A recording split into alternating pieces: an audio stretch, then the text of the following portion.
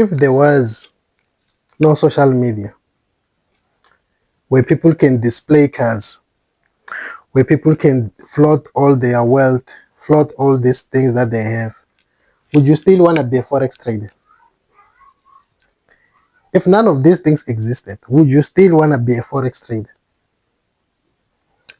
If there was no place where we can display all the material accumulation that we've accumulated, if there was no place where we can display everything that we claim that we have, everything that we makes it look like, if you have this and then if you have that, it means you're successful, would you still want to be a forex trader? Because I feel like most of this stuff, what tend to drive people towards forex is more of, I can get that, I can gain this, I can, and it's never about the real issue of trading. I trade because there are things, man, that I want. There are certain things that I want in life, right? These things, I cannot get them with my 9 to 5. The 9 to 5 money is not enough for me to get certain things that I want. Like, for an example, I want a Maserati, I want a Rolls Royce, I want an Austin Martin. You know what I mean? I want to buy a huge land so I can build a mansion. I cannot get that from the 9 to 5. It means I have to trade forex. So forex for me is not for these little things. These little things are taken care of. You understand? But I trade because there are certain things that even if I can work 20 years more, I will never be able to afford these things. That's the life that I want. Like Harvey said, life is like this. I like it like this. That's me. So my why for trading, it has nothing to do with showing off to the next person. For me, my why, it's freedom. It's not even success, it's victory. I don't know if you know what the difference between victory and success, but let me try to define it for you right now. The difference between success and victory. Success is this. If today my plan was to shoot this video and I did shoot this video, it means I've been successful at shooting this video. Do you understand? But the victory, it's me not deciding whether today I want to shoot the video or I'm going to shoot the video tomorrow. It's me just waking up and having that choice. You understand? Do I really have to or not? If I don't have to, then I don't do it. There are certain things when it's not attached to victory, it means you do them so that you can achieve some sort of success, right? But once we get to the victory level, it's a matter of choice. Do I really need this or not? If I don't, then why am I waking up to this? I can continue to sleep. But when you still want success, it don't matter. You have to wake up. You have to wake up and get to it. So I do not trade to show off. I do not trade for the next man. I do not trade to be part of some sort of a cult. Nah. There are things that I need in life. There are things that I want in life that I cannot afford them with a 9 to 5. So I had to trade.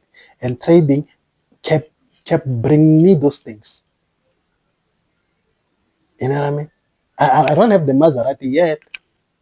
Yeah, today I don't have them. Today as I'm speaking, there is no Maserati. Today as I'm speaking, there is no Maserati, but you know what I mean?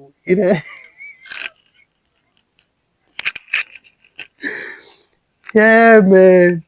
Yeah. I understand. I understand. I understand. But we're gonna get there. We're gonna get there, man. We do not do anything that is not written on a journal. We practice risk management at all times. We do not revenge trade. We do not take impulsive trades. This is equal to you taking trades that are not written on a journal. It's like impulsive trades. So we do not do that. And stop watching what other people are doing online. Stop screenshotting your profits. You look stupid. Focus on your own growth. Focus on your own growth. Forex is a personal business. Yes, it's globally, but it's a personal business. So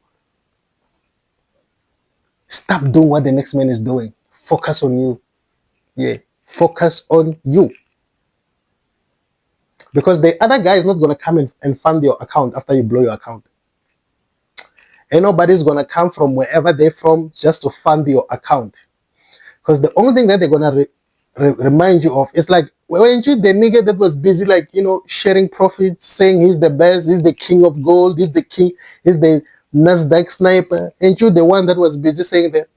These are the type of names that you be giving yourselves these days. Sounds wicked. Look, do the right things, man. Trade according to your account size. Do not buy into the story of go all in, go all in. Those are trust fund babies talking.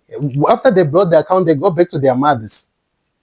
After they blow account, they go back to their mothers, they go back to their uncles, they go back to their rich whoever in a family, and they give them the money, then they come and do stupid shit again, right? Do not listen to trust fund babies' advice of go all in.